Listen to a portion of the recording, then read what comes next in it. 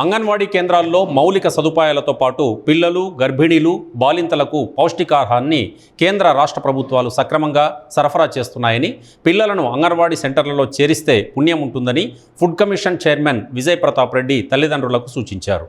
వైఎస్ఆర్ కడప జిల్లా పులివెందుల పట్టణంలో అంగన్వాడీ కేంద్రాలను ఆయన తనిఖీ చేశారు. ఈ సందర్భంగా ఆయన మాట్లాడుతూ పిల్లల సంఖ్య చాలా తక్కువగా ఉందని, పెంచకపోతే చర్యలు తీసుకుంటామన్నారు. ఎస్సీ, ఎస్టీ, బీసీ కాలనీల్లో పిల్లలు లేని అంగన్వాడీ కేంద్రాలను కలిపేయాలన్నారు. కార్యక్రమంలో ఐసీడీఎస్ సిడిపిఓ శోభారాణి, సూపర్వైజర్లు, enforcement Sudheer, godown incharge Nagaraj, anganwadi టీచర్లు పాల్గొన్నారు.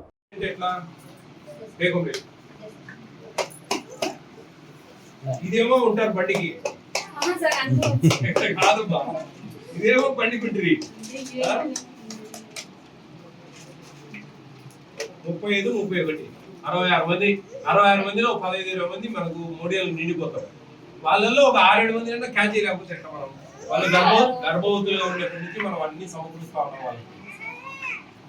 అమ్మా, ఒక సంవత్సరం చూడండి, మేము బాగలేదు, బాగా చెప్పడం లేదంటే కన్నా మీ ఇష్టము, మా తప్పదు ఇంకా అని చెప్పాలి. కాదు, వాళ్ళకు ఆ తల్లిదండ్రులకు, ఆ తల్లికి మీరు ఎప్పుడు దాదాపు మీకు గర్భవతిగా ఉన్నప్పటి నుంచి మన సెంటర్కి వచ్చి అన్ని తీసుకెళ్తా ఉన్నారు. 3 ఏళ్ళు మనం టీచర్ ఇస్తా ఉన్నాము. 4వ సంవత్సరం ఒక సంవత్సరం మా దగ్గర చేస్తామా, మాకు పైనుంచి ఇబ్బంది అవుతా ఉంది.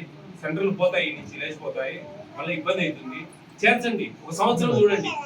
వాళ్ళకి ఏం రాలేదు, ఏం ఉపయోగం లేదంటే ఇంకా మీ ఇష్టం, మా తప్పదు, ఇంకా మేమేం చేయలేము చెప్పండి. అట్లా ఎట్లా కన్విన్స్ చేయాలా? కన్విన్స్ చేసి మీకు దాదాపు ఇంతమంది టేకోమరేషన్ తీసుకుంటారా? దాదాపు 66 మంది తీసుకుంటారు.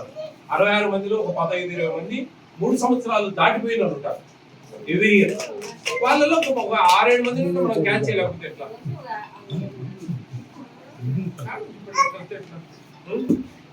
జాగ్రత్త చేయాలి. మీరు స్టాక్ జరిపిందా అండి? మాకు